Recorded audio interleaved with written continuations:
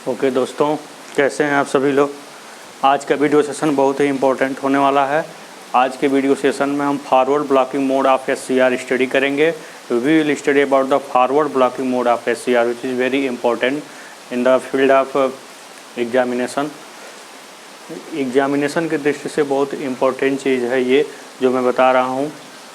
यह ना केवल आपके बोर्ड एग्ज़ाम के लिए बट कि आपके कंपटीशन के पॉइंट ऑफ व्यू से बहुत इम्पोर्टेंट जानकारियाँ आपको मिलेंगी यहाँ पे।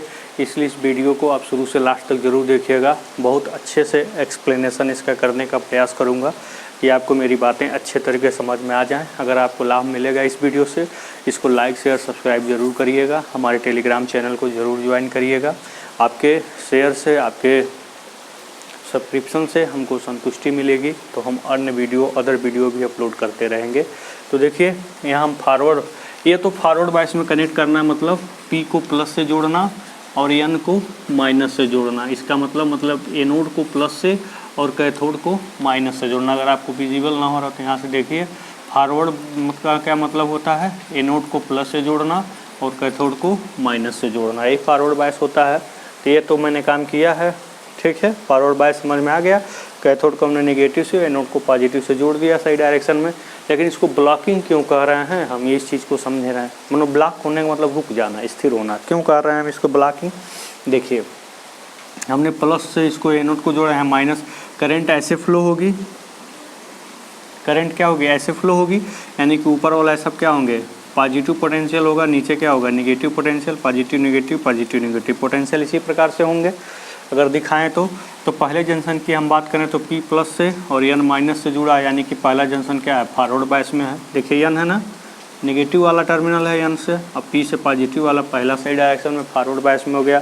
दूसरा देखिए, दूसरा N पॉजिटिव से P नेगेटिव से, दूसरा वाला रिवर्स बायस में हो गया। तीसरा वाला देखिए P प्लस से और N माइनस से, तो तीसरा वाला भी फॉरवर्ड बायस में हो गया। अब बीच वाला जंक्शन, चूँकि बीच का दरवाज़ा बंद है, हम ऊपर से नीचे आना चाह रहे हैं और बीच का दरवाज़ा बंद है, तो यहाँ करके हम रुक जाएंगे। इसीलिए इसको हम ब्लॉकिंग मोड कह रहे हैं, ठीक है। फॉरवर्ड बायस में कनेक्ट है इसलिए फॉरवर्ड, और बीच वाला जंक्शन रिवर्स में है, काम नहीं कर रहा है, दरवाज़ा बंद है बीच वाला, इसलिए इसको ब्लॉकिंग कर रहे हैं। मोड का मतलब होता है अवस्था। तो ये फॉरवर्ड ब्लॉकिंग मोड की अवस्था में है कि करंट इस समय इसमें फ्लो नहीं हो रहा है, ठीक है। इसी को हम दूसरे तरीके से दिखा सकते हैं। पहला जो है क्लोज है, शॉर्ट सर्किटेड है, लास्ट वाला भी शॉर्ट सर्किटेड है, लेकिन बीच वाला ओपन है। बीच वाला ओपन होने का मतलब क्या है, रिवर्स बायस। इसका मतलब क्या है, फॉरवर्ड बायस। इसका मतलब क्या है, फॉरवर्ड। हम सारी बातें पहले इसलिए लिख लेते हैं कि वीडियो लॉन्ग ना हो, क्योंकि हम सारा बनाएंगे तो वीडियो लॉन्ग होगा। वीडियो लॉन्ग होने का मतलब ज़्यादा MB लेगा, फिर अपलोड करने में प्रॉब्लम आएगी। इसलिए शॉर्ट वीडियो हम बना रहे हैं ताकि आप अच्छे से समझ भी लें और वीडियो आसानी से अपलोड भी हो जाए, ठीक है। तो यहाँ देखिए, ये इसका कैरेक्टरिस्टिक्स है जो यहाँ आप देख सकते हैं, ठीक है। रिवर्स बायस का कैरेक्टरिस्टिक्स तो समझ में आ ही गया है, मैंने पिछले लेक्चर में बता ही दिया है। फॉरवर्ड बायस का देखिए कैरेक्टरिस्टिक्स कैसे बन रहा है। यहाँ पे होता क्या है कि हम वोल्टेज की वैल्यू को बढ़ाते जाते हैं, लेकिन करंट फ्लो नहीं होता, केवल लीकेज करंट। इसी को ध्यान दीजिए, इस वोल्टेज को हम बढ़ाते जा रहे हैं, करंट की वैल्यू कोई इफेक्ट नहीं पड़ रहा है।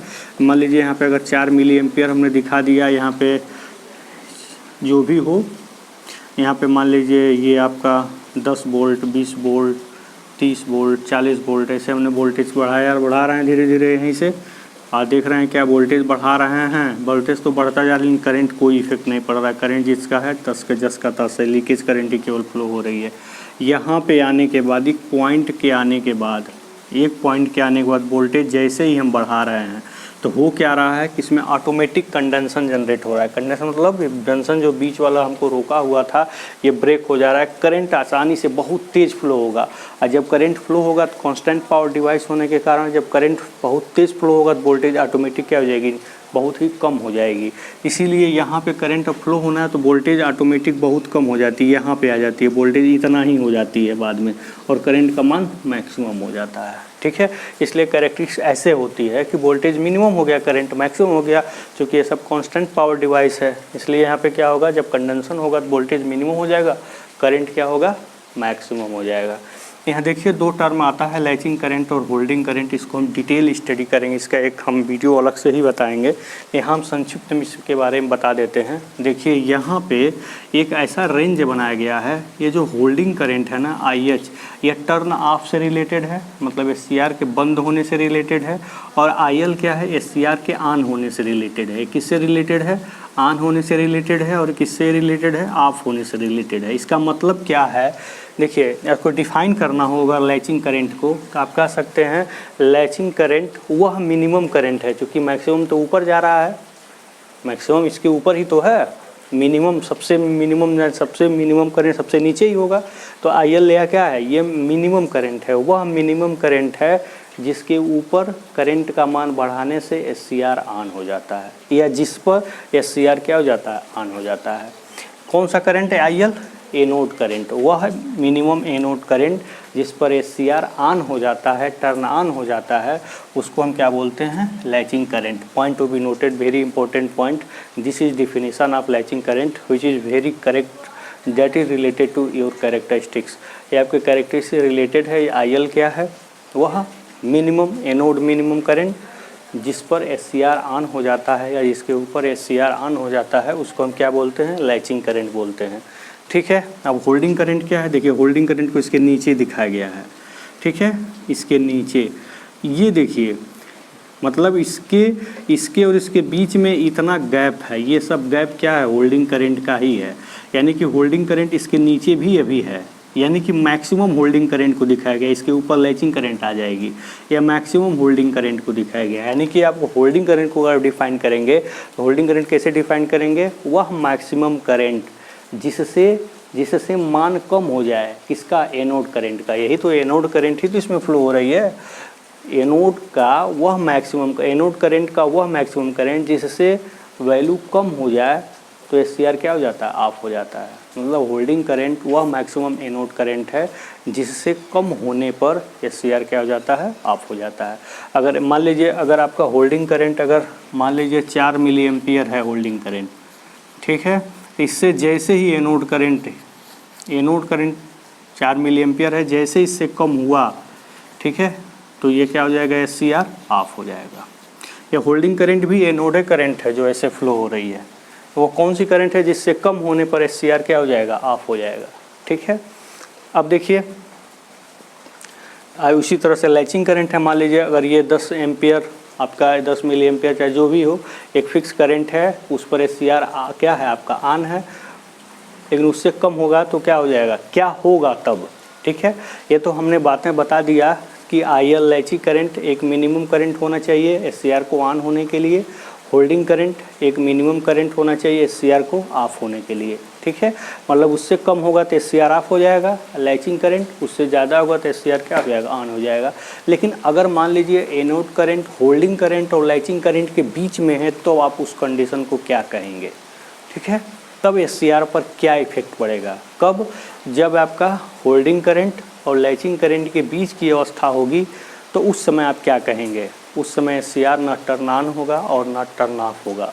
आप बिल्कुल डिसाइड नहीं कर सकते कि उस समय SCR किस अवस्था में होगी, that is called transition region. उस कंडीशन में आप नहीं बता सकते SCR की क्या होगा। ठीक है, SCR को अगर ऑन रखना है तो लैचिंग करंट जरूरी है, SCR को ऑफ रखना है तो होल्डिंग करंट से कम करंट होना ज़रूरी है। ठीक है, तो हम कम्यूटेशन मेथड से इसी को, होल्डिंग करंट को कम करंट हम कर देते हैं एनोड का, इसलिए SCR क्या हो जाती है, ऑफ हो जाती है, तो इसको हम कम्यूटेशन प्रोसेस बोलते हैं। ठीक है, तो आप इसको बहुत अच्छे तरीके से समझेंगे, इसका हम नेक्स्ट वीडियो लेकर आएंगे, होल्डिंग और लैचिंग करंट का अच्छे से डिफाइन करेंगे, पूरा इसका डिफिनीसन लिखेंगे तो आपको समझ में आ जाएगा। ठीक है, आप इसको ऐसे डिफाइन कर सकते हैं, होल्डिंग करंट वह मैक्सिमम एनोड करंट है जिससे कम होने पर SCR ऑफ हो जाता है। ठीक है, लैचिंग करंट वह मिनिमम एनोड करंट है जिस पर या जिसके ऊपर SCR क्या हो जाता है, ऑन हो जाता है। बस बहुत सिंपल सा डिफिनीसन है इसका। ठीक है, आप इसको डिफाइन कर सकते हैं। तो हमको लगता है सारी चीज़ें बता दी हैं। देखिए हमेशा लैचिंग करंट जो होती है होल्डिंग करंट से ज़्यादा होती है, कंपटीशन पॉइंट ऑफ व्यू से बहुत ही इंपॉर्टेंट है। इसको देख लीजिए कैसे इसको याद रखेंगे, L और H, L किस नंबर का है और H किस नंबर का है। ठीक है, यहाँ से हम इसको याद रख सकते हैं। ठीक है, L जो है H के बाद ही आता है ना, इसलिए L अधिक नंबर का है और H क्या है आपका, इससे कम नंबर का है, इसलिए H क्या है, छोटा होता है, L क्या होता है, बड़ा। तो ऐसे IL क्या होगा, IS से क्या होगा, बड़ा होगा। ठीक है, तो समझ में आ गया होगा। इन दोनों का रेशियो 2 और 3 के अराउंड में होता है, ध्यान रखिएगा। मान लीजिए कंपटीशन में पूछ दिया, अगर आपके कंपटीशन में पूछ दिया कि IL का मान 18 एम्पियर है तो IH का मान कितना होगा लगभग। ठीक है, तो या तो क्या होगा इसमें, आप या तो ये 9 एम्पियर होगा या तो 6 एम्पियर होगा। ठीक है, जो ऑप्शन में होगा वही आप मार देंगे। ठीक है, ध्यान दीजिएगा इस बात का कि अगर लैचिंग करंट दे दिया, होल्डिंग करंट पूछता है तो आप कैसे इसको डिसाइड करेंगे, कैसे इसको डिटरमाइन करेंगे, उसको मैंने बता दिया। ये आपका क्या बता रहा है, लीकेज करंट को बता रहा है। अब इसका नेक्स्ट वीडियो हम आपको बताएंगे फॉरवर्ड कंडेंसन मोड, यानी कि फॉरवर्ड बायस में इसको कैसे कंडक्ट कराएंगे, यहाँ जो दरवाज़ा है इस दरवाजे को कैसे तोड़ेंगे, तो वहाँ पे आपको अच्छे तरीके से समझ में आ जाएगा। इसका तीसरा मोड जो वो SCR के कंप्लीट वर्किंग परफॉर्मेंस को परफॉर्म करता है। ठीक है, तो थैंक यू। अब मिलते हैं नेक्स्ट वीडियो में। हमारे वीडियो को लाइक सब्सक्राइब जरूर करिए। टेलीग्राम चैनल का लिंक डिस्क्रिप्शन बॉक्स में दिया है, वहाँ जा कर के हमारे ग्रुप को ज़रूर ज्वाइन करिए। नोट्स वहाँ से आपको मिल सकता है। ओके, थैंक यू, धन्यवाद।